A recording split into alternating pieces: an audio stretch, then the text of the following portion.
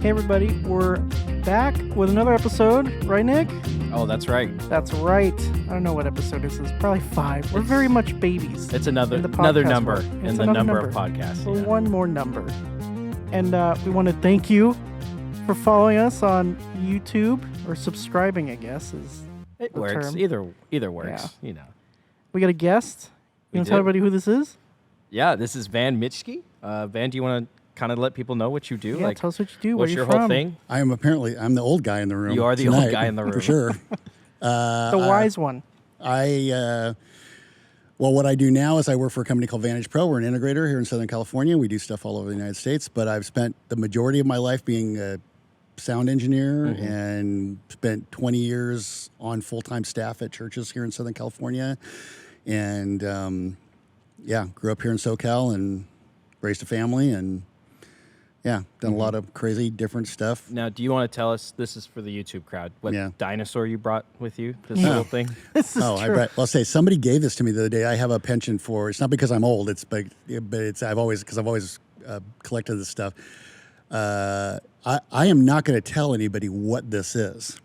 So it's going to be here. See, it's here. It's made by Weston Electric, not Western Electric. Weston Electric. It came from the Navy apparently, because I was going to say, it says U.S. like a Navy bomb. it property. says U.S. Navy right there.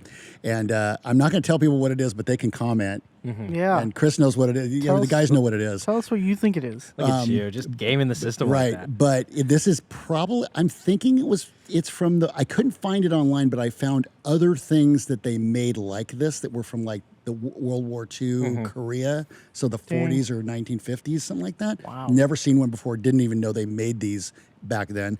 But I'm just, anyway, so comment on it, see if people get it right. I'd be interested. And if somebody really knows a bunch about this, because, nerds tend to know weird things. Oh, yeah. True. And I just couldn't find any information. I literally got handed yesterday. A friend of mine found it in a closet, and he knows I collect crazy stuff like this, like old microphones and Love it. and typewriters and stuff stuff like that. So it's super cool, and it sort of works, but I think there's a short in this cable is why it's not. The cable working. looks like it's that old. It's Straight up it's cracking. It's not in a good place. So anyway, but that's what I brought. But Yeah, so it's kind of the theme. My thought was this is we've got, a Gen Z, which is Nick. I'm a millennial, you could say.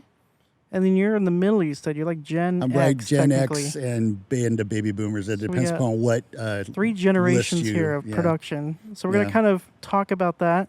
Yep. I guess tell us about how you got started in production. Like, what was the start for you? Yeah, maybe also say, like, what was production back Yeah, then? what was In a sense, production when 'cause, you I got mean, I know started? it's changed. So A lot quite of the people watch are on the younger side on this podcast and YouTube. Well, and so here's something if you are audio engineers, and even if you're not, there's a thing on YouTube that some guy just started. It's called the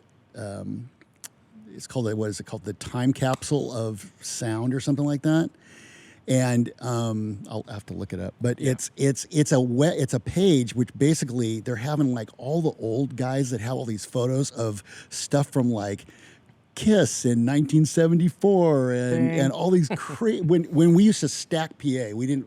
They didn't start flying PA. I've seen it on the wall. Facebook. You talk about the wall of PA. Yeah, I think Yeah. the time capsule of sound, I think is what it's called. I'll have to look it up a little bit later. But go on Facebook and you can join. I mean, they just ask you some questions and they're not even that hard. And I submit a bunch of stuff from like the 80s and the 90s there. But it's just really interesting how far sound has come. So I got into sound in the 80s. I went to a church and they had a traveling choir because choirs were cool back then. It was really interesting. So, I think the philosophy was the youth pastor and his wife was a music teacher. So they were like, hey, how do we get kids into the youth group? Well, girls like to sing and guys like to be where the girls are. Very true. So you put those together and there you go. And so we had this traveling choir. And because we were of the denomination, you basically had built-in places to go Right. sing, right? Yeah. True. And so I went to some buddies of mine from school. My parents didn't go to church or anything like that. I wasn't raised in a Christian home. I went to church with some of my friends, and this was their youth group. So it was like, oh, this is kind of cool, A lot of pretty girls there. One of them became my wife, still my wife. 38 years so later. She sings. 38 years later, so it works. There you go. By the way, people want to know where to meet people. Meet them in church. There you go. Yeah, It's a good bunch. There you go. Still waiting, but that's what I hear. Apparently, it works out. My wife always says to my daughters, whatever you do, you got to be where the guys are you want to date. So wherever those guys are, you got to go there. You can't just not many options. This right. one. Yeah, well, I'll tell you, I really do. We could go on a whole nother rant, but I really feel for all y'all's generations because I know it is really hard right now it's a rough time to find somebody that you can spend your life with. But anyway, that's not why we're here. So anyway, oh no. Well, we could just go right off on that one because I do have thoughts. But yeah, so basically I went there and a couple of my friends were techs for this choir. And they said, hey, you should do this because it's fun and we get to eat first at the shows. We have this thing called tech privilege. So if we go to a restaurant, the techs all get to eat first, and because we have to leave and go work. Yeah, and I was like, well, all those things are cool. When you're a teenager, you're like, oh, that sounds amazing. Yeah. And I was kind of a nerd. I knew how to take apart stuff. I took apart a lot of toasters, and my dad was a woodworker, and so I was really comfortable around tools and building stuff and all that stuff. So I was like kind of a perfect fit. And I started out just pulling microphone cables, and we had Sony ECM 30 microphones, which were like tube mics, and you had to put a battery in them. They didn't even have phantom power. You had to put a AA battery in them for them to be condenser mics. And then we had 58s because those have been around for like 9,000 years. And and then we had these column speakers that were made by this company called Casino. They were powered, and they had 6 8-inch speakers and 4 piezo high-frequency tweeters at the top. Absolutely, yeah. I know exactly what you're saying. I know exactly what you're Brian, saying. our sound guy knows. They're tweeters. They're not horns. Yeah. They're literally tweeters. And so they had those, and those were and they weighed like, if they had fallen on you, you would be dead. Oh, they man. they were so heavy. And they had like the sparkly glitter stuff on the front grills, like old guitar cabinets, right? Because they were basically, And then we had this lighting system by this company called Alice, which I never heard of them again. And we actually had slides. Go and look up what Kodak slides are, kids. But we had those, and we had this really advanced computer system called the Star System, and it would take a tone off of the music reel-to-reel, and it advanced the slides, and we had 3 slide projectors. This was like back in the late 70s. This was that sounds kind of high-tech. Super high-tech stuff, especially for a church. And so it would take us a month of evenings programming this to the musical. So we had a reel-to-reel, and it was 4-track. 2 tracks were the music. 1 track was the tone that would advance the slide projectors. And so you had to go through and, tell it, beep here, this is slide projector 1, this is slide projector 2, and it took, I remember being in the youth pastor's home for a whole month during the summer. Every single night we'd be going through slides, selecting them, putting them in the carousels, programming telling the the choir you can't hum at this It note was- because the slide will go crazy. Right. It was insane. So, and if you had to stop the reel-to-reel, forget it, because the computer didn't back up. It was like one direction only, baby. And so anyway, that's where I kind of cut my teeth, and I didn't know any better, and they were doing power. We would because the lights were enough that we would have to do a tie-in at the church. And I won't even tell you how we did tie-ins, because after wouldn't be able to do nowadays. After I worked for a contractor, then I went, oh, wow, that was not the way we were supposed to be doing those. Lightning rod off the roof? No, not quite that. But Crazy. Anyway, so it was great. It was a great education, and I kind of fell in love with it. And then when I got out of high school was kind of right when Maranatha Music and the Calvary Chapels were starting like the second phase of Christian music. So Ask Your Parents, or it was like Altar Boys, Crumbacher, Undercover, the Choir, all those kind of bands that were in the 80s. Those were all starting. Totally. No idea. No idea. But they were all. Hey, you know what? Where I met half of them was Skillet. What? Here's where I met half of them. I met half of them at Harvest in Riverside. I know half those True. bands because my yeah, parents. because your parents, right? Yeah. Unfortunately, Yeah. I also did not grow up in the church, so I had high school was it for me. Yeah. And by then it was Skillet, Disciple. Well, what's really funny Mercy, is I actually our sound man that is in the dark here, which you cannot see. His dad was one of the techs in that. That's why Brian very was. choir. He Is was. a That's second generation sound guy. that's how I got into it, was because of my dad. Yeah, when I found out your dad was Dave, that blew my mind. It was so funny. Wild. But anyway, so I just sent got it. Ray a video, by the way, which we'll put in there this time. I always say we're going to put it in the video, and we never We do. always You never do. This time we are. I'll show you guys on my phone. Well, we'll show it on the screen. This is something one of our pastors here sent me. It's a video wall that, this was a couple weeks ago, fell on a guy. Oh. Oh yeah, somebody sent me that. That's Wild. And they asked me, like, this can never happen here, right? And I said, absolutely not. India is the most unsafe place to do an Oh. event. You should see them Would stack never. audio speakers in India on trucks. Yeah. It's terrible. So bad. I had a flashback to that video when you said that. I'm like, "Ugh, Yeah. yeah, it still happens nowadays, unfortunately. Yeah, there's some crazy stuff. My buddy who owned the first sound company I worked for, he did this huge thing in Israel back in the like the late 80s, early 90s, and he came back and told me that it was like one half the PA was like 40 different manufacturers, and the other half of the PA was in the other 40 manufacturers. So Oh, literally man. no speaker was that, like Dang. PD horns and electro voice. You get the full mids range and- at that point. That's how it works. Yeah, Yeah. he said it was completely bonkers. The wall of sound. Yeah. That's it. So anyway, I traveled with a band and called Crumbacher back in the day, and back in the 80s they were like a techno pop Christian band, but I did sound for a ton of other bands, and then when that I did that for 6 years, and then when that kind of was ending, and Sonia and I wanted to have a kid, and I didn't want to be traveling when my kids were getting, I didn't want to have a video of my daughter walking. Like, I wanted to Right. see it. So I got off the road and started working for a friend of mine, Pete Tessitore, and he had a regional sound company. We did live events and we did installs. And when I did that for 6 years, he passed away at a heart aneurysm at 34, unfortunately, and dropped dead right in front of me. Was not a good time in my life. Wow. But God used all of that to get me to where I am now. And, one of our customers was this unknown church called Saddleback Dang. that nobody knew, was already running like 2,000 people in Laguna Hills High School, but nobody had ever heard of Rick Warren.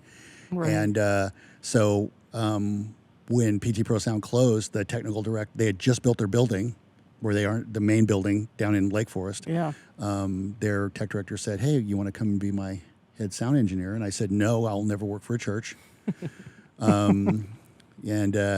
So I said that in August, and in December I was mixing 16 Christmas There services. you go. So There it is. there was always a plan, I They guess. sucked you in. Yeah, it sucked me in, and then I was in full-time technical ministry at 4 different churches for the next 20 years. And then about 7.5 years ago, I left being a tech director, sound engineer, and went back into integration. Oh. But both the companies that I worked for, we pretty much help houses of worship and private institutions, Yeah. a lot of private colleges, a lot of private Christian schools and stuff like that. We don't do any bid work because bid work is, of the devil. Right. It's terrible. And so we don't do any bid work. We partner with people. If they want to work with us, we're their folks, and we do it, and it's all good. If it has to have 6 bids, we don't do it. Because Yeah. we just don't, Right. we're not going to go, because that always ends up being the low, Totally. Oh, the yeah. lowest thing to the floor. So Yeah. anyway, yeah, and I still live here in Southern California. My daughters are both grown and successful, and so, and now I try to help tech people as much as possible. So Love it. That's what I do. Obviously, you've been through decades of technology. Yeah. Can you tell us what have you seen is probably the best technological advancement for church production within your lifetime? That Oh, you've that's- seen? How That- many different ways can you call the guy old? That's what I'm trying to That's okay. No, He's got all the. I'm an old guy. He's seen it all though. Like I- what? Yeah. I'd like, and then I'm gonna ask you the same question, Nick. Like, what do you think the best invention since you've been doing production is? Yeah, I will tell you, a lot of guys that were a little bit older than me, they didn't make the transition to digital, and even Pete, who passed away, I've always said the one thing is I think he would have really struggled. He was only a couple years older than me, but he was a very analog guy. like consoles, right? Con- Or just, everything, just in general. everything. Okay. In fact, the first digital piece of gear that I remember was BSS. BSS had what was called a Varicurve, which was an equalizer, and it was digitally controlled, but it was actually an analog EQ, but it was digitally controlled. And Looking this up right now. yeah, and well, there's actually I have a picture I can send you too of me with the Oh, we the, gotta have that. the monster. So it had this wireless, and it was just the two colors. It was blue and gray, right? That was it, and it was and I think you could hook like up. that right there. Yeah, that's it. That's it. And you All right, could we're gonna put that on the and screen. and I'll send you a picture of me with the controller from a Somebody Raw Reese crusade, a Somebody Loves You crusade way back in the day. But you couldn't. It would actually use two VHF wireless microphones, and you would have two of them hooked up, and it Dang. would transmit on one, and it would receive back on the other one, so you could walk around with it. Dang, Yeah, that was we super. take it for granted now. Well, and that controller was like 10 grand. I mean, it Oh was my super, gosh. Well, everything like that was super expensive. So Wild. that was the very first thing. I think but to go back to the what to me has been the biggest advancement, hands down, especially in the house of worship, but I think kind of anything, and especially in audio, and I think lighting too, would be digital consoles. Yeah. Because when I started Very out, true. lighting consoles were huge because they had to have faders, every yeah. fader known to mankind, because every fader was every Yeah, channel.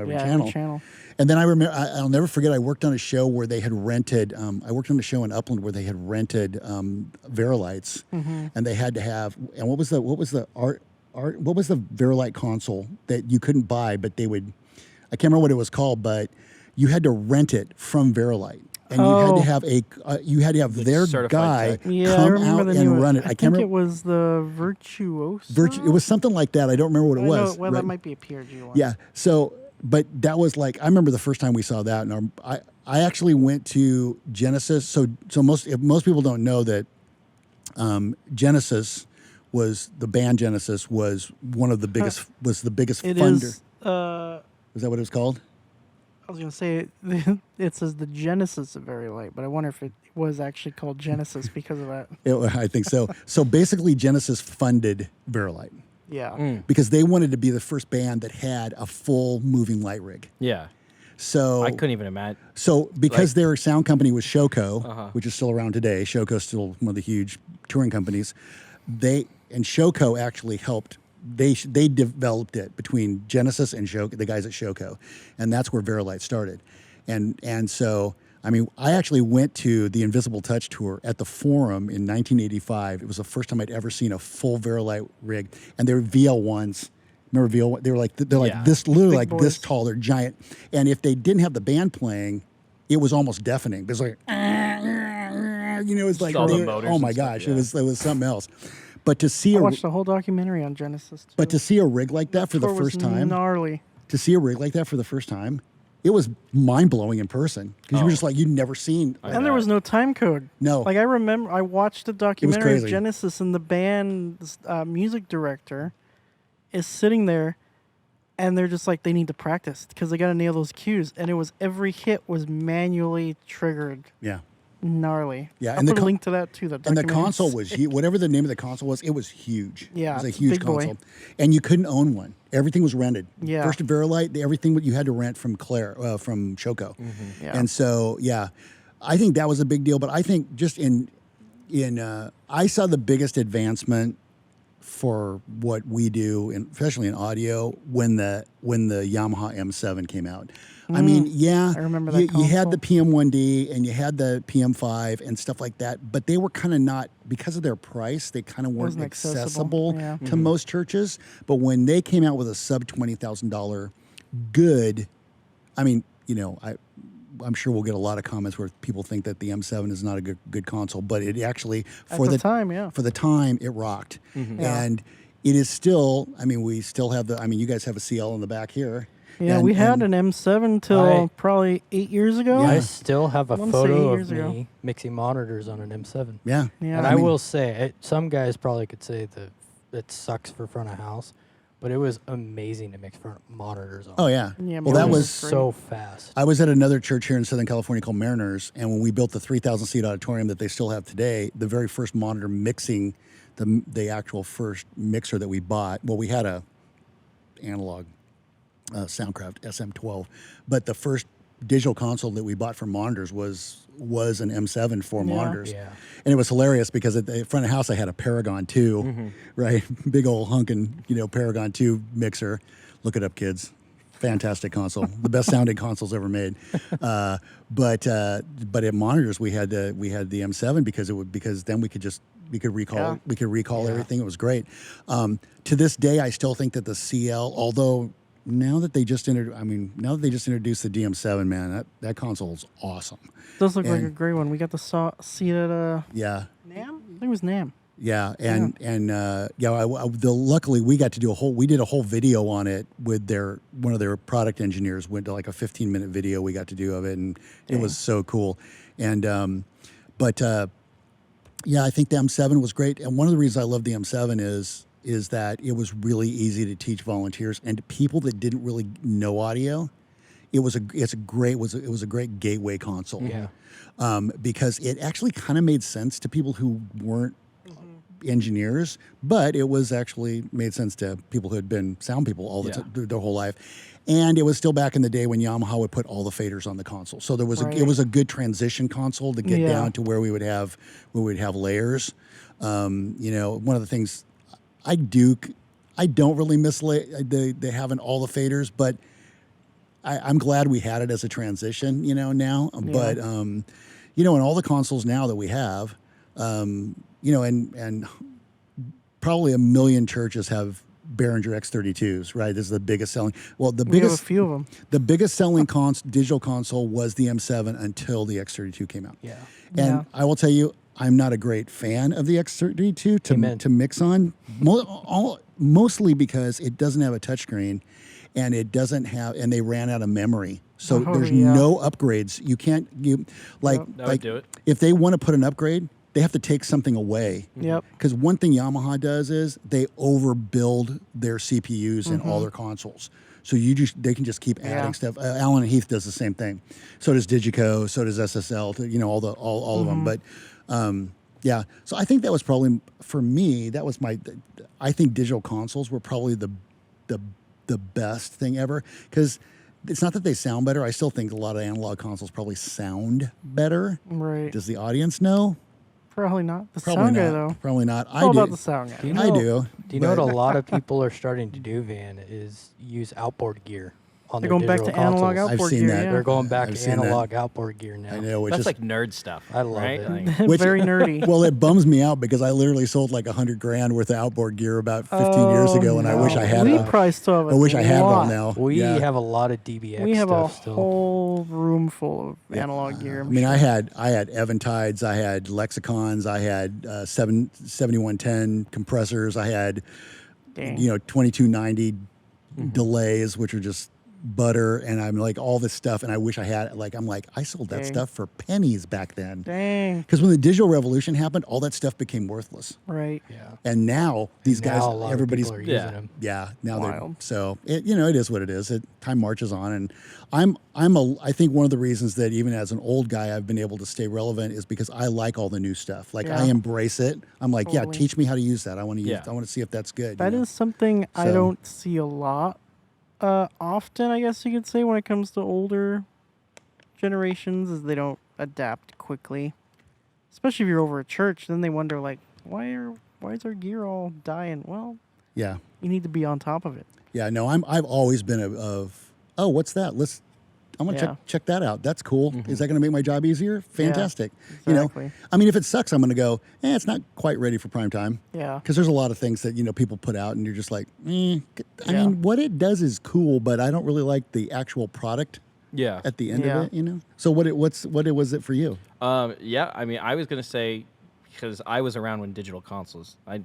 I've messed with analog with light, and I couldn't imagine doing that before. But probably since I started, which I started in 2015, probably like the adoption of like LED lighting in a sense, just like the Yeah. cost factor of it. Just you can get a certain brightness out of it that you would need an insanely expensive actual lamp fixture to even get that kind of brightness out. And power wise, like Yeah. I mean, how much power you needed to run a rig to get that same LED brightness has that you come need now. so far. Oh my god! And, Wild. and really fast. Very Yeah. fast. No, Yeah. I remember just 8 years ago, Yeah. you still couldn't get a profile fixture LED with good output, Right.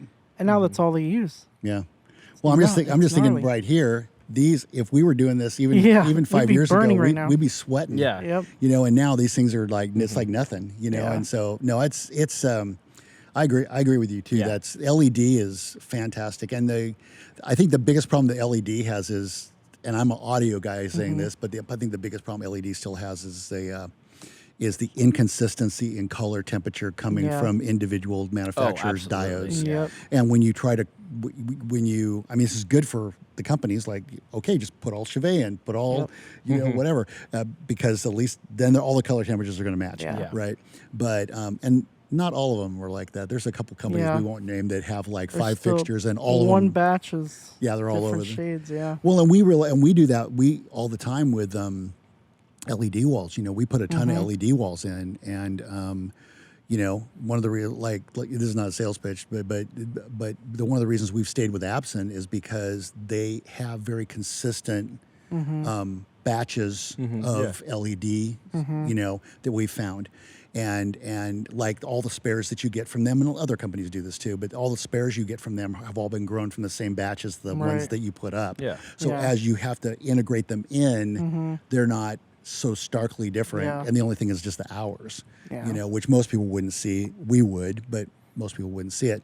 So yeah, I think that's true. I think that's I would Yeah, it's I would solid. I would almost say that and digital mixers. Yeah, are on for the audio, same level. definitely digital Yeah. mixers. Yeah. For lighting, it's got to be You LED. guys got the just- two best things. Now I'm like, where do I go? Yeah. What I about will you? say the newest tool that I really love is that DMX cat. That thing Yeah. is insane. But as far as like just overall technology, I grew up with learning I think it was Elation, the scene setter or stage setter. It was just a bank of faders with some programmable scenes, and that's it. super painful to Yeah, to super work painful on. to program. But I Yeah. programmed movements. I just did like points were cue, and then you like chase them. Yeah. It was gnarly. I would definitely say the distance consoles have come since even I was starting out. Now programming really complex cueing and effects is next level. Well, and what's crazy to So- me is that now we have consoles like the Quick Cue and stuff like that. Yeah, and it's that way are- more accessible. That is so accessible. I mean, we sell tons of those, and Yeah. and they're like sub $5,000. Yeah. For most small churches and schools and stuff like that, with what they do, you don't Yeah. need anything more than that. I mean, ETC is a fantastic company. Yeah. I love them. We've had this love-hate with them. right. Well, where everybody does. We Yeah. we had really great friends there. It feels like not many are there anymore, but Yeah, they've always tried to get us to use them. We're like, man, these are great, but they're only great for book shows where it's Right. just repeat. Yep. And we don't have that situation at a church, definitely at all. Well, and the thing that I was going to say is before the Quick Cue came out, I mean, the Smart Fade was the only real Yeah, play, and we that had literally the a most few of those. literally one of the most painful consoles to It was the to worst. program on Yeah. in the world, Yep. right? And then when the Quick Cue came, I mean, you don't even see now all the Smart Fades if they're in theaters and schools still, but. Yeah. Most of them are on the gear sites Yeah. because they got rid of them, Yeah. True. And Chauvet did a really smart thing by buying Campsys and then lowering the prices Yeah. Because if most people here in the United States don't remember campuses because they were in Europe. Yeah. But their prices were ridiculously expensive Yeah. for what they were. And when they bought them, they dropped the price on everything, and they actually made them a lot better. And then they hired a lot of really smart people, a lot of people that we know really well are at Chevet now. And so, I think digital consoles in lighting, I think LEDs, and I think all three of these things have made our jobs Totally. way easier. And digital, I mean, honestly, digital ingestion for video too. It's the same thing. Definitely. It's way better. I mean, now, I couldn't even imagine 4 years ago that you would be able to go, oh yeah, 4K. Of course, everybody's using that now. Yeah. Yeah. And the only We're thing, still upgrading to it slowly. It's, Well- unfortunately, the downside is it still could be very expensive. It's to expensive. get to 4K. the hardest part for me, and the hardest thing that we have when we deal with churches transitioning, is that it's storage. Because 4K takes up a ton of storage. Yeah, it's Yep. insane. And I remember the last church I was at, which Right, is, Ray? Our camera guy? yeah, We're shooting this in 4K? Yeah.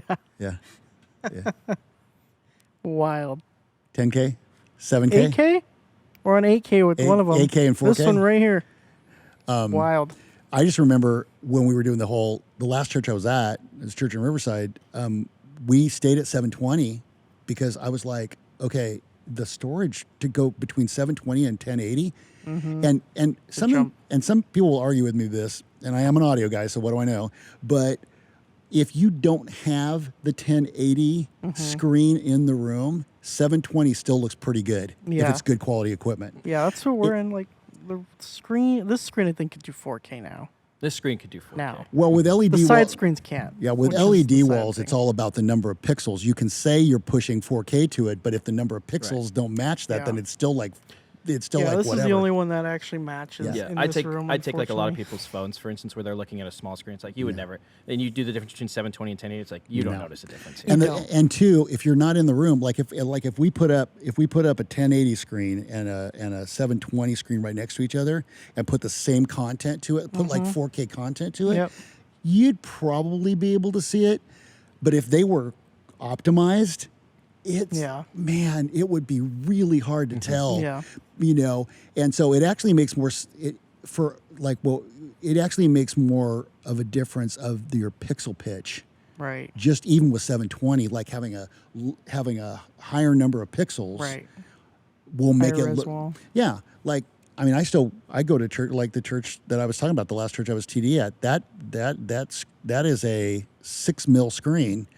And as long as you're 20 feet from it, which the majority in that building, you guys have been in that building, the majority of the audience in that building is 20 feet from those screens. Yeah. It still looks great. I was just at a memorial there a couple weeks ago. And I'm like, wow, these actually look good. Yeah. They still look pretty good. Now, do they look as good as like a 1.9? Right. No, of course Yeah. not. But, when we put those screens in, which was like 8-9 years ago, a 1.9, they weren't even making 1.9s. I think it was a 2.5 was the highest pixel or the Right. lowest pixel pitch. And it was like 4 times the money, Dang. and it wasn't worth it. Right. Like the bang for your buck was just like, no, I'm sorry. We're not going to spend $1.2 million on these Yeah. two screens. I mean, it's like when we do our arena events, like we've spec'd like 7 mil wall because it's Yeah. far enough behind Yeah. someone. It's like you're never. yeah. You never Well, notice still the anything. ones on the freeway and stuff like those things are 10. Yeah. Yeah. They're 10 You mil don't walls. notice. Yeah. I mean, Wild. you're going by so fast and you're so far away from it. So, I mean, it's right thing for the job. But Yeah. no, I think I think all that stuff it's all been a huge benefit. I think for me, it's not that technology has gotten better, but I think technology has gotten faster. Right. Yeah. Like we can execute stuff. And Hard to keep up, honestly. but I enjoy, yes, that's true. And there's no way people can know anything. But I think one of the things for me is it's made my job a lot more enjoyable when I mix, as long as it's on a console that I like. I mean, sometimes it's actually worse there's some digital consoles, which I absolutely hate to mix on, especially if you're coming in. Right. Like if it's your console, So which consoles are that? I Those. don't want to say. But I want to know. so we'll talk afterwards. But you probably guess. But no, it's like, okay, so like certain consoles, even the big boys, like even Yamaha, like most churches to me, if you have this like Saddleback, we had 2 big consoles while I was there. It's before they put the Digidesign ones in, but we had a Soundcraft Europa, which was like the world's biggest analog console ever made. The thing was Mongo. It was only 40 channels.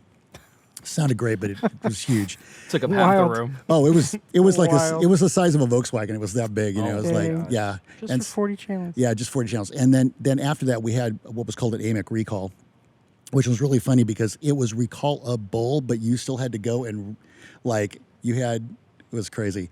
You could recall your settings, you would save the settings, and then you would be able to play it back on a screen, and you'd go to each channel and you'd turn the knob and it would go green or red To match it up. right?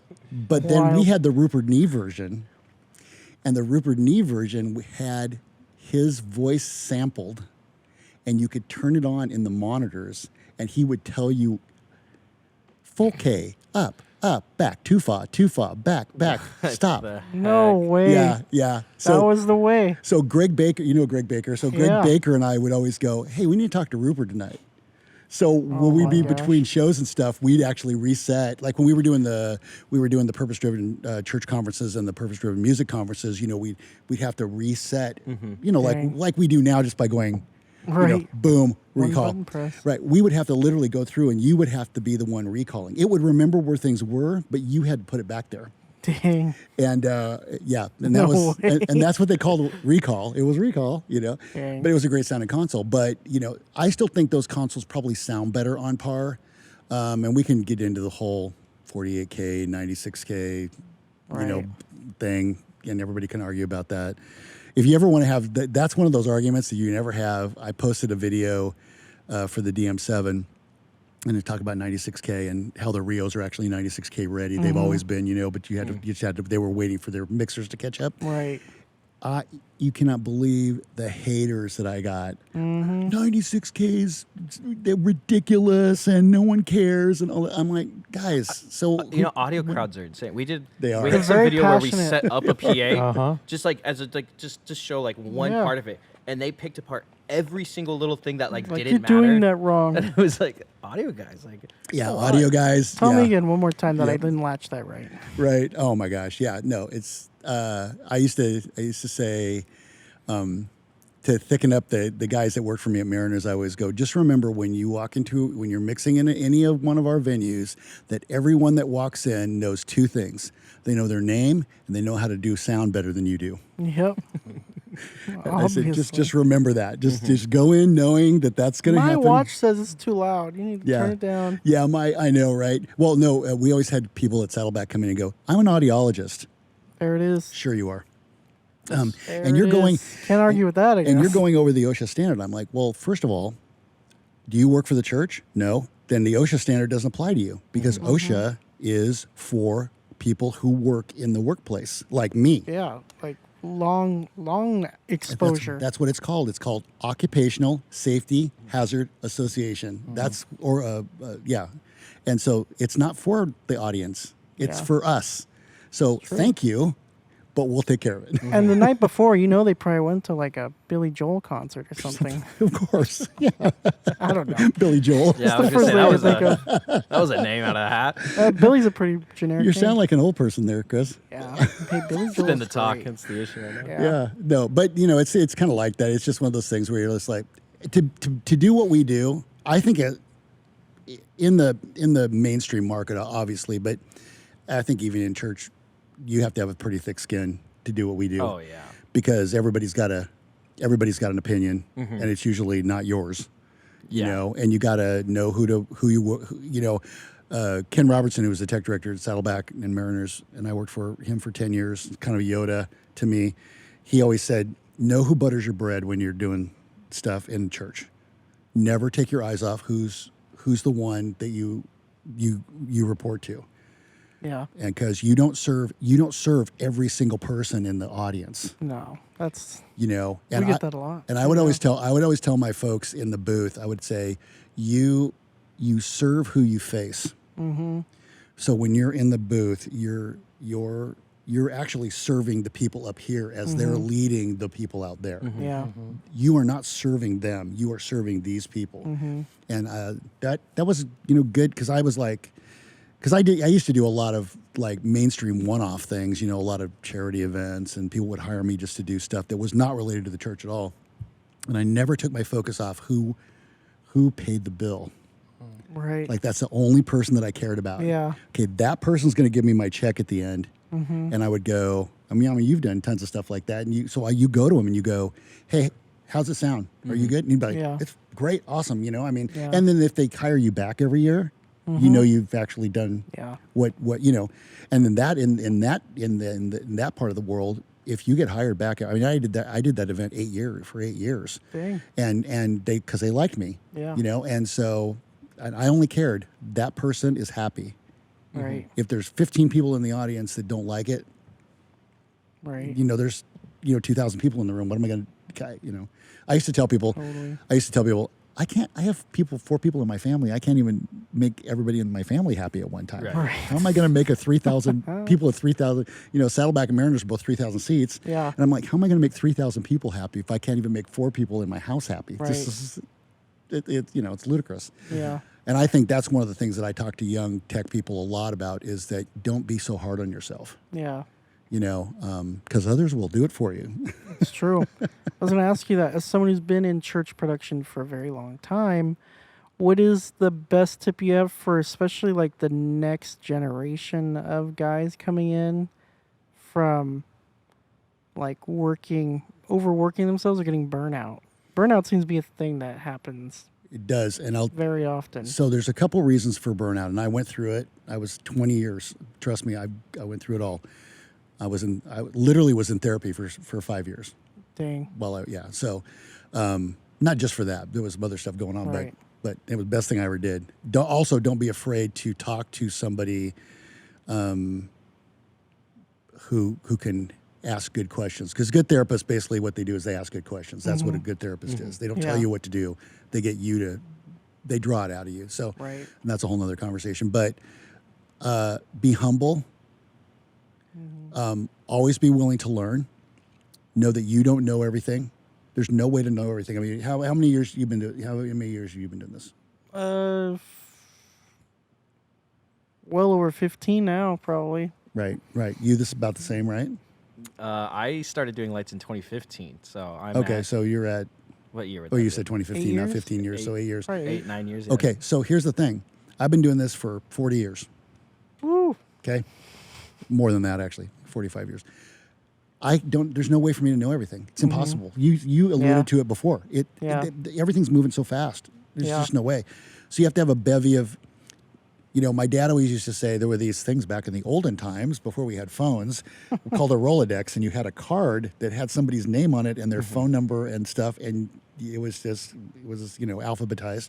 My dad always used to say, have a Rolodex with people in it smarter than you who will take your phone call. Yeah. And so even as introverts, which a lot of tech people are introverts, you have to reach out and have a community. Right. Which is what you guys do, what we always did. When I was involved with podcasts and stuff like that back in the day. Have a community of people and make friends with people smarter than you, not just to get information out of, but to learn from and to get wisdom from. You may not want to do it, but talk to the old guys because.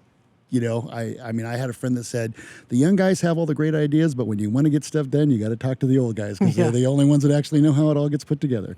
True. And that's when I was a young guy. But give yourself a break.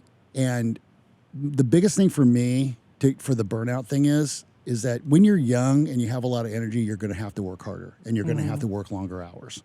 There's just no getting around it. But reach out for help. Don't think you can. One of the biggest things that's happening right now is that we have all these tech folks and they don't ask for help. They don't ask, they don't reach out to people. And I tell people all the time, they said, well, where do I go? I'm in St. Louis, where do I go? I go, well, here's 4 churches that are like big churches. I know 2 of the tech directors. Yeah. I'll give you their emails. And they're great folks. And they would love to have you come and hang and you know, you could talk to them. You have a question. I mean, I don't call them every day, but I mean, if you have a question and you don't know what to do, they'd love to help you. Yeah. I have found that in this business, not just in church, but in this business as globally, for the most part, people are really cool and people are really nice and they want to help the next generation not be dummies, right? They want because there's nothing worse than working with young guys that think they know everything and are complete idiots. And you're just like, okay, dude, you got to roll it down because you don't know what you're talking about. And you know, your ignorance, my dad used to say, your ignorance is showing. So you need to be quiet. Yeah. And so, you know, I will tell you what, years ago, we all know Glenn Hatch, right? Glenn Hatch's been here in Southern California for years and years and years. Out of West. And so I did a show with him. The first show I ever did with him was the Assembly God Youth Convention. It was up in San Francisco, and this was back in the 80s. And I was with the band. I came in. He had a Gamble EX56 console. Look it up, folks. It was an awesome analog console. I have to say, he still has it in his shop. I'll have to see the picture. I'm sure he does. You know what else he has in his showed shop? me. He showed Oh me. my gosh. He's got some toys in there. That's does. all I have to say. So his EX56, and Insane shop. then he had his Rankus back when Rankus Hines did like concert PA. He had his Rankus Hines rig that he did because he did Frank Sinatra at the time. He was touring with Frank Sinatra. Something small. No big deal. And so, but Glenn he was, did? yeah. But he was doing the youth convention. Wild. He was doing the youth convention, and I walked up to this Gamble, and it was probably 1986. So I was, it was earlier than that. And I walked up and I went, I don't know what to do.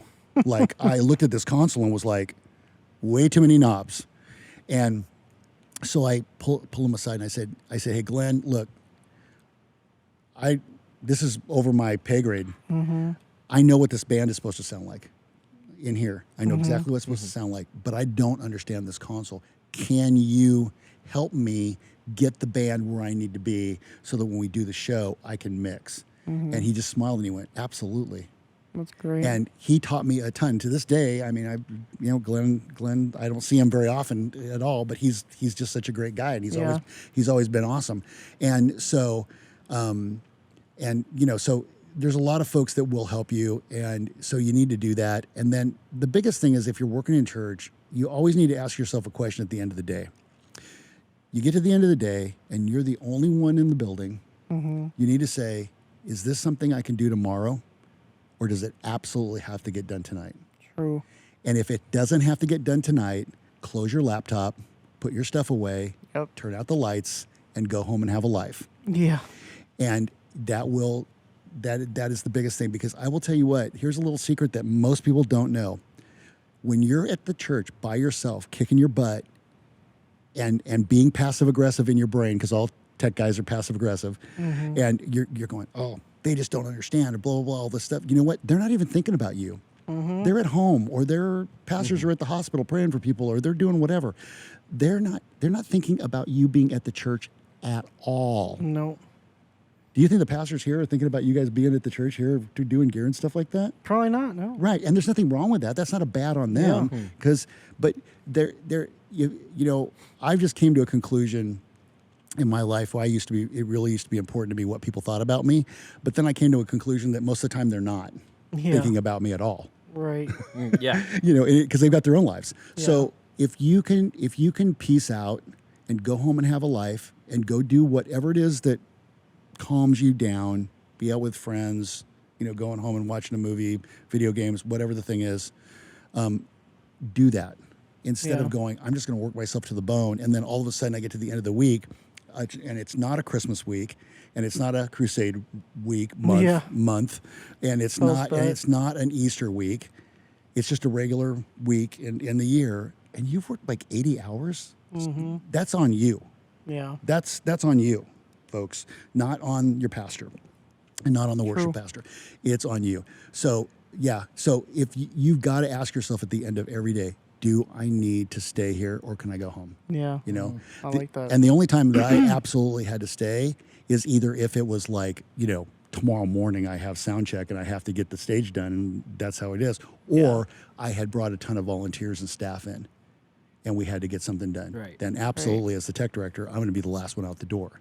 But I'm also going to schedule that so it actually makes sense and values my other people's time. Yeah. You know, you value others' time when you're a tech person in church, but you don't value your own. Right. You have to value your own time. And I made the big, I didn't for a very long time, and it was a huge mistake. So learn from me. It was shut your laptop. Cool. One more question. This is one that we're kind of going through right now. I'm sure a lot of churches, probably close to our size, are going through. Is we don't do rehearsals at all. Our rehearsal's Sunday morning, right? That's so overrated, Hour and a Chris. half, maybe an hour and a half on Sunday morning is our sound check or programming time. Yeah. How would you go about, I guess, asking your leadership, probably worth the worship, more so? Like, how would you justify a rehearsal? Why is rehearsals good other than Sunday morning? Wow, that is so hard. That is really hard because the first As the production Yeah, director, I more guess. from like a tech standpoint. Obviously, Yeah. we know how it benefits the band. and Right. stuff. yeah, it is Because really sometimes, like, we do get people from Worship Watch, but they don't understand, like, oh, they're saying we need rehearsal, we must not be good. Well, it's not for you. No Right. offense to you. Obviously, you'll benefit too. right. Unless you don't think so, then cool, but we will. Yeah, I think So, I think the bottom line on rehearsal is, I mean, you guys do have an advantage is to you typically in bigger churches. There's better musicians, better singers. oh, you yeah. have, you have music. They're extremely talented. You have music directors and Right. stuff like that. Where it really hurts is when you have a medium to small church and you Right. don't have rehearsals. That's when it's really, really rough. Mm-hmm. I went for the first 10 years that I was on church staff, Saddleback and Mariners. They had a rehearsal on Tuesday night, but we didn't actually do anything for it. I mean, basically they turned up the 4 mics and he just rehearsed with the band and the orchestra Right. and orchestras and stuff like that, whatever. And at Mariners, I don't think we had rehearsal. We just did the same thing you guys do. It was on Saturday, a Saturday or Sunday morning or whatever it was. I think in the analog days, it was a little bit easier to get away with not doing Yeah. doing rehearsals of sound check because really, I mean, you basically are going to set the console and you've got to get it's kind of going to be, right here and you write your notes. Like Right. here's the big solos and here's the, stuff like that. But for the most part, you were just doing it by feel. I think the biggest thing for me in the analog days of having a rehearsal is so that I actually could write notes and I could remember where all the solos were. Yeah. And I could, have those moments with lighting. I don't even know how I've never known how guys would do it. It's on the fly for It's sure. totally on the fly and have all your submasters going and have all your effects keys and have A everything. lot of minimal effects and Yeah, stuff like yeah, that. and have Yeah, everything it's either set. you like are really good at on the fly or you end up not doing anything Right, because exactly. you're honestly handcuffed at that Yeah. point. Well, I just remember, doing a lot of, John Griffin, and I used to do a lot of shows with him, and Yeah. he always sets his consoles up so he can just Punt it. wing it if he Yeah. has to, and so he's a hog guy, and he always Yeah. has it. He always has it, and he God always bless told him me, for he goes, oh no, this is all set up. These are all my generic looks, Mm-hmm. and then I can add color here, and I can change it here. So Yeah. he goes, really, it's the same 8 looks. Right. Then I have my colors and then I can Mm-hmm. and then my effects Yeah. and then my but it was easy for him to get to and he didn't even have to know what was going on. Right. He would just hear the song, hear the tempo, and boom, he was in it and he would go, Yeah. But a lot of that comes from experience. Like you Yeah. can do that no It's problem. even harder when you get newer, Right. Right. unseasoned people, either on staff Abs- or volunteers. Absolutely. And I heard Whitney George, who's the pastor now of Church on the Move, in Tulsa. He said, and I think he probably stole this from somebody, but he said it's ignorant to believe that you can do in your spare time what others have devoted their lives to. Yeah. And Yep. That's a pretty good one. yeah, it's a really That's good one. Craig Rochelle says, oh my gosh. I'll have to put it in the show notes, but it's literally I think it's extraordinary people do what ordinary people do. Extraordinary people do regularly what ordinary people do every now and then, or something like that. It's I'll have to look basically it yeah. up. Yeah. Well, and the thing is that what most people don't understand is when you've devoted your lives to stuff like we have. Mm-hmm. Yeah, I always, if I go into a church and mix, some church and mix, and the pastor comes back and goes, wow, it sounded so much better with you here. I'm like, Yeah.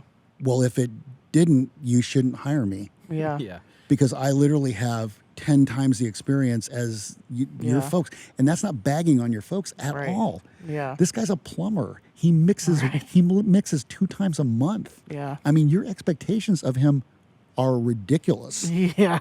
Okay, it's not, and I would actually, I tell pastors that I said, you have to lower your expectations because here's the thing. The more complicated you make it, the harder it's going to be for your tech folks to pull it off every week. Yeah. Because 99% of tech folks in churches, especially in America, are volunteers. Yeah. And I mean, what's the percentage of mega churches, Yeah. in the United States? It's not that much, No. and they can afford church staffs, but most churches are like 85 people. So if you average that all out, not that, you got Bob, the mail truck driver is the sound He guy. used to play guitar in his high school Yeah. days and said, Right. look, I could do Right, that. you're a musician. You can do sound. Yeah, I could do that. So their hearts are in the right place. So what I always tell people is, look, we need the rehearsal so that, because hopefully this is what you're going for. I always tell people I want rehearsal because if I have a team of volunteers, like the last church I was at, they didn't require all the volunteers to be at the rehearsal, and I was like, no, Yeah. everybody, camera people, everybody is at Yeah. the rehearsal. Here's why, because I don't want Sunday morning to be the first time you've seen and heard this. Yep. Like we required the songwords person to pro presenter, they had to be there on Wednesday night for a rehearsal. Yeah. So even if they did the song like 5 times, they would make all the change, and as the song progressed, and sometimes, bands make changes, right? They go, that's not really working. We're going to Yeah. cut out the bridge in that song, and all Yeah. of a sudden, so they would make the changes. So by the time we left on Wednesday, pro presenter was pretty dialed. Yeah. And if we hadn't had that time, it would have been frustrating on Sunday Yeah, trying to because get you have to build the song and then tweak it. yeah. And Yeah. so for me, the way I ask for it is I say, look, you have a value, and I think this applies to most churches. You have a value, and I'm talking to pastors and worship pastors. You have a value of having people serving in this ministry, right? So that means not paid staff. Yeah. So your musicians, for the most part, they can rehearse at home. Yep. They can have their drum kit. They can have their tracks. You're going to send out, planning center has the tracks, built into it and all that. You're going to send all that out, and they're going to rehearse at home. Our folks can't do that. Yeah. We can't That's good. We can't do that. So you got to give us time to catch up with what you guys have been practicing for 2 weeks. We get 5 minutes Yeah. to make it good, and. True. If you want all your I kind of guilt people, if you want all Right. your hard work, I have no shame when it comes to that stuff. That's I say, great. well, if you want all your hard work to be wasted, then don't give us a rehearsal Yeah.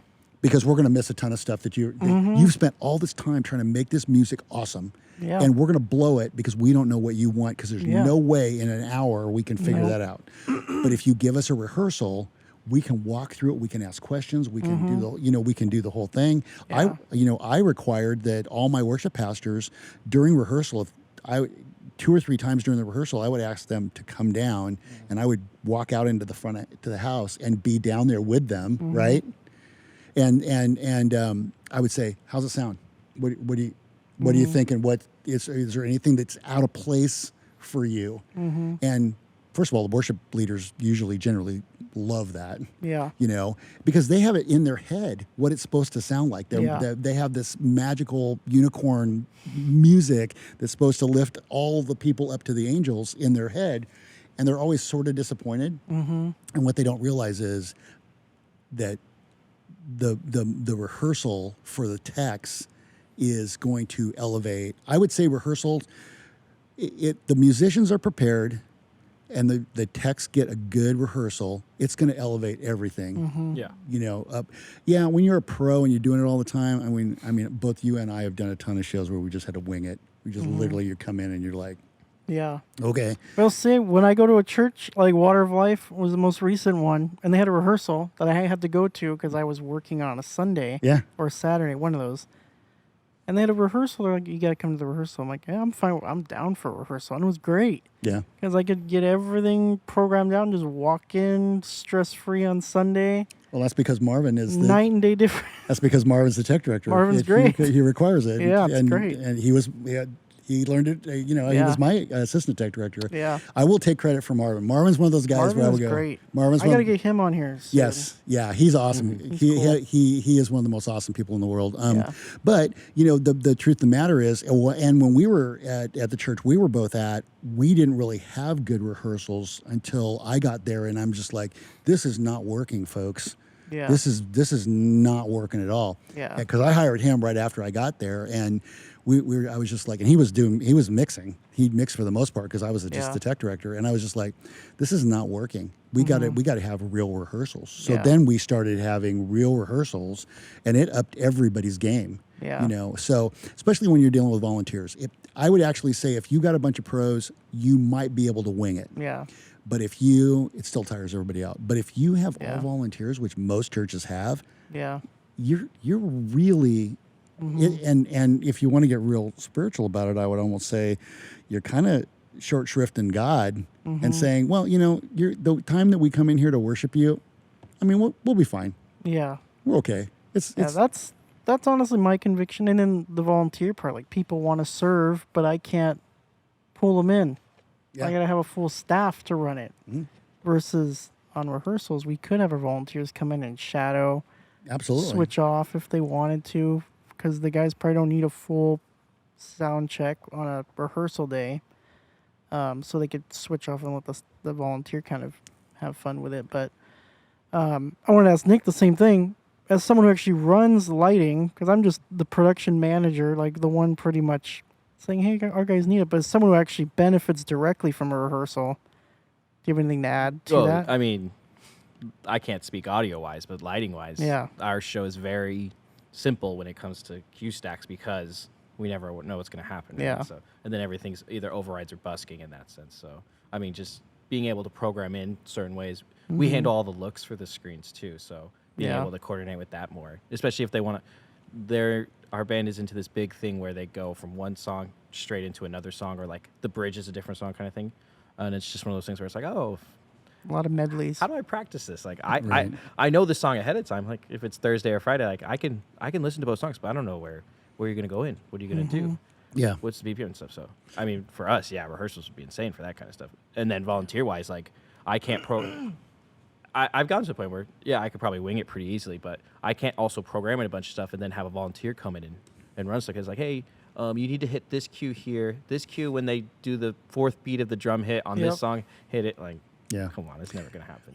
Well, and I think too, I mean, a lot of one of the good things from audio-wise that's been great is to have virtual sound check. Yeah. Because virtual sound check does help you if you don't have rehearsals. And I like virtual sound check because I can train volunteers on it. But here's the thing with virtual sound check: it's not a real show. Yes. Yeah. It's There's no not- stage volume. It's not a to real deal with. event. You don't have the And room. You don't have all that. And so I can teach principles. I mean, I love being able to play the snare drum in a song for like Yeah. 25 minutes Yeah. and just have the snare drum and go, okay, this is how you EQ a snare drum. Right. That's fantastic. But it doesn't teach you a couple of things. It doesn't teach you how to mix in the real world. It doesn't teach you how much mic placement and the actual instrument is the majority of how it's going to sound, Right. which most people don't understand. But Yeah. for sound, Or if it's a different drummer that Yeah. day. well, They're hitting it differently. absolutely. And what most people don't understand is that they put too much on the sound engineer. They put way too much on the sound engineer. Yeah. 80% of how it's going to sound is at the source. Yep. And the 20% is nebulous, but if you can get it to sound good, I mean, we used to do these things, these up at Northwest Ministry Conference up in Seattle, we did this thing for a couple of years with Andrew Stone and me and Mark Rush, who's with D&B, but used to be with Yamaha. Loved Mark. And we would do a thing where Andrew would bring all his tracks from Church on the Move, and then we'd have like 10 consoles. We'd have all Yamaha consoles, all Dante. And he goes, and then he would go, okay, I'm gonna teach you how to mix without anything except dynamics on the console and EQ. And that's it, and level. That's it. nothing else. No plugins, no crazy stuff. And then we would actually walk through, and then we would spend a whole session on, okay, this is how you mic a guitar amp. And this is, and we talk about all of this stuff. And basically it was, yeah, these tracks sound good, but the reason they sound good is not because I'm a good sound engineer. The reason these tracks sound good is because the source was good. Yeah. He said all the tracks we're playing, all of these are flat onto virtual soundcheck. Yeah. Right? They're all flat. So whatever you're hearing is what we heard. Yeah. Yeah. And so that blew people's, most people that are in churches that are volunteers, they don't think that, they're like, what?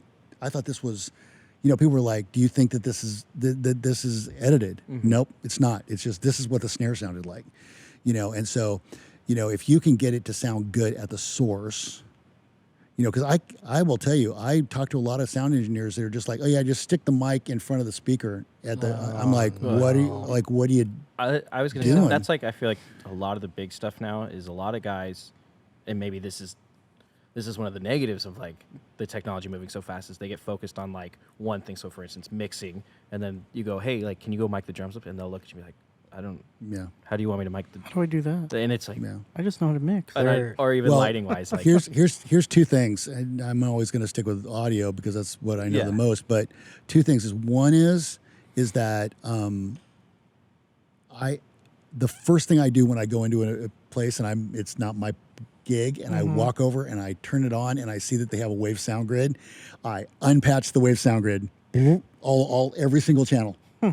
Now, I'm not saying I'm not going to bring them back, but I don't start with whatever they patched. Right. Crazy, because I've walked into places and gone, okay, you realize you have two C6s on the same channel, and then you have a DBX, and then you have Smash, and then you have, and they're all doing something different.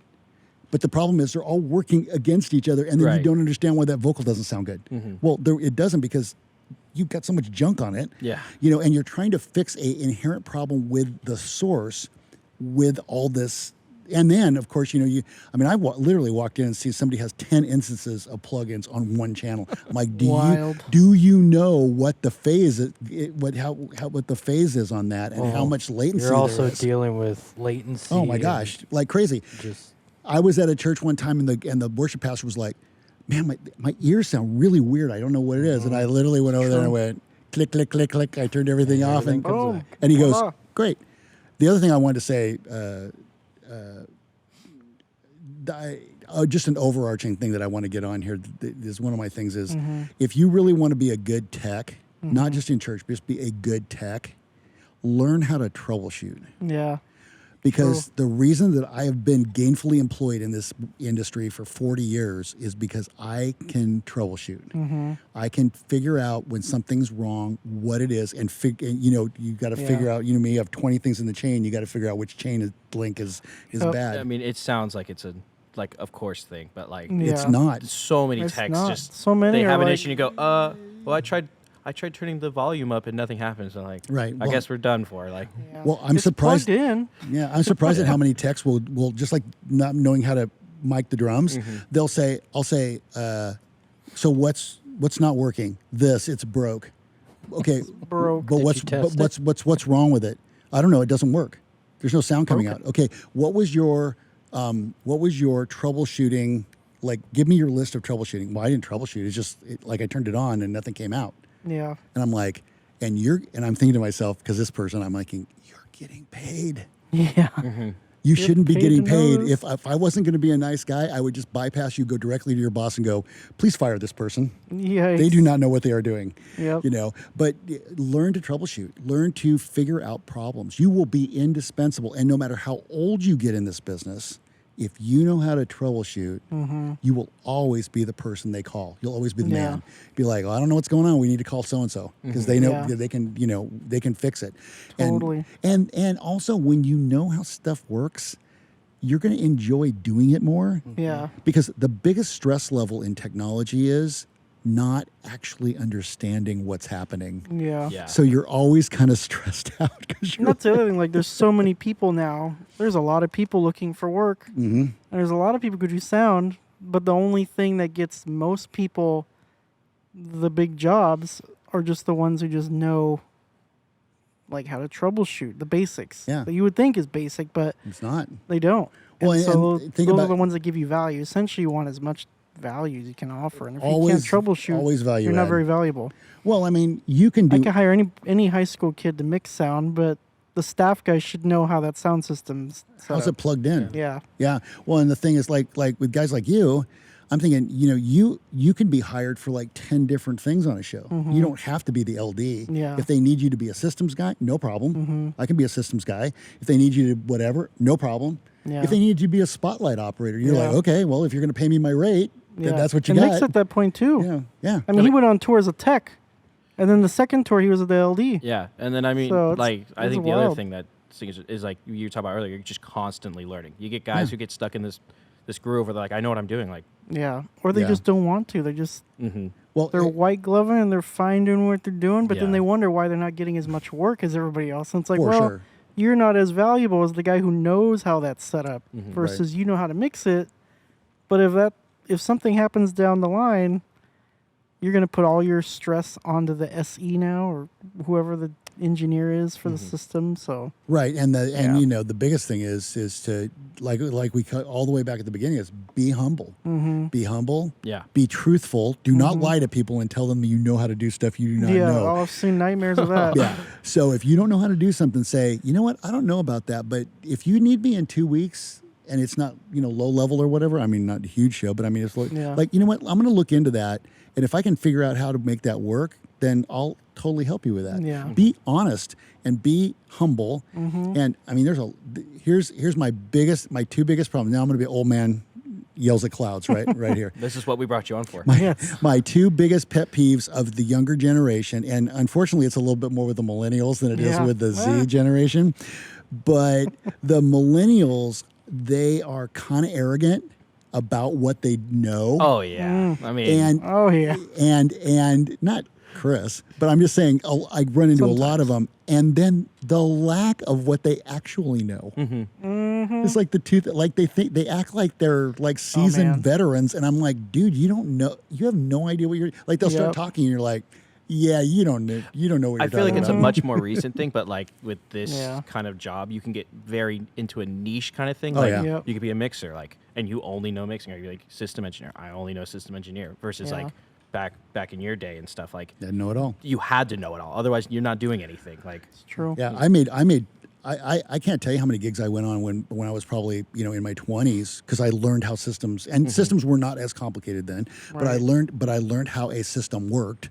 I learned how to actually gain stage a system. Nowadays, the computer tells you everything. Like if you've got line arrays, the computer adjusts between the mids and the highs and the lows because it's an L acoustics rig, it's got an L acoustics amp, and it's got L acoustics processing, and you just plug all your stuff in, and you have to tweak it a little bit. But back in the day, you had JBL horns, you had Yamaha lows, you had to actually make it work, and you had to move the cabinets because you didn't have digital time alignment. You had to it's like actually time alignment and everything, Yeah, and so you actually had to learn how to do all this stuff. Yeah. You had to learn that a graphic EQ starts throwing things out of phase after you go past like 12 dB on them, and if you do too much of that, then everything just goes right out the window.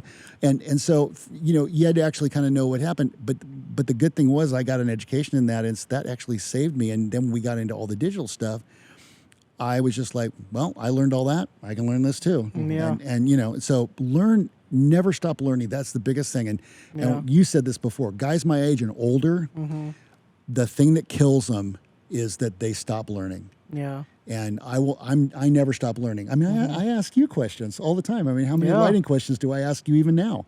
And I'm just like, I don't care. I don't know it. You know it. I'm going to Yeah. ask. And No stupid questions. no, there's Sometimes. just right. Right. depending on who it is.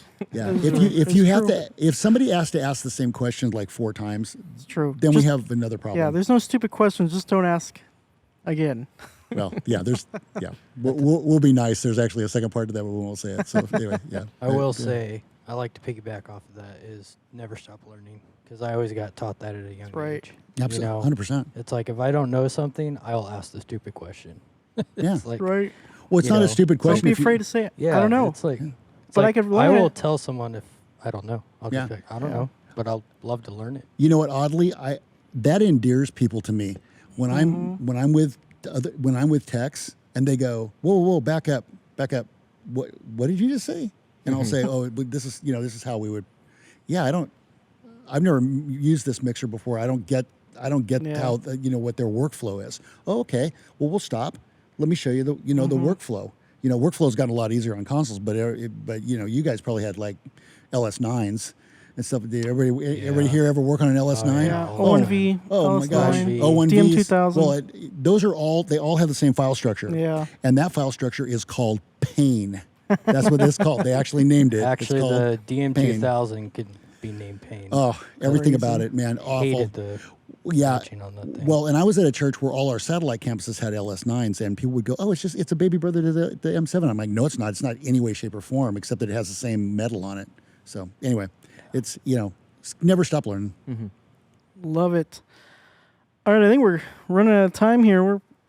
We've gone over our hour, but it's great. This has been amazing. We're not going to stop a good It definitely conversation. doesn't feel like it's been an hour. Yeah. So, well, Van, thank you for coming out. Absolutely. We appreciate it. Thanks for representing Absolutely. the best of all the Gen Xers out there. Yes. For our Of job. course. I do my best. I do my best. Learn what we've talked about here, everybody. All you generations. And as usual, make sure you subscribe, like the YouTube channel, and follow us on Spotify. We got to get our Spotify views up. I don't know what's up with Apple Music. Maybe you could help me with that. I can't get Apple Music to take us. I don't know why. It says it's submitted, it's but competing everyone's tech like, is you're the not on issue. Apple Music. I'm like, it's on my end. It says it is, but I can't find it Competing either. tech is the issue. Let guess me tell you, so. this is what I learned about Apple. If you pay for it, it's awesome. If it's free, it's not that awesome. Yeah, I don't think I paid for it, so it might be the problem. Yeah. So Yeah. we're on podcast, but YouTube's doing so good. I think we're just gonna. We actually have a ride cool the video YouTube coming wave. up. We're going to go meet up with the Kinetic guys. They have a Yeah. big open house thing. Tomorrow. Tomorrow we're going to do that. Well, hang out with a bunch of them. When this comes out, it would have happened already, Yeah, but it's probably going to be posted after this video. So make sure you check that out. It's Kinetic's, what is it called? Thursday Night Lights, Yeah, I think. something Yeah, like Thursday that, Night yeah. Lights. That's and really cool. we're going to talk to a bunch of vendors and check out some new products, which is great. A lot of vendors are going to be there. It's actually insane. And so make sure you check out that video when we post it. Obviously, you'll be notified if you like and subscribe, right? That's the key. So make sure you do that. And Yeah. Thanks again, Van. Of course. Always great having you out. Absolutely. Yeah, anytime you want to talk for longer than you need to, you always call Van. Of course. All right. We'll see you all later. All right, take care, guys.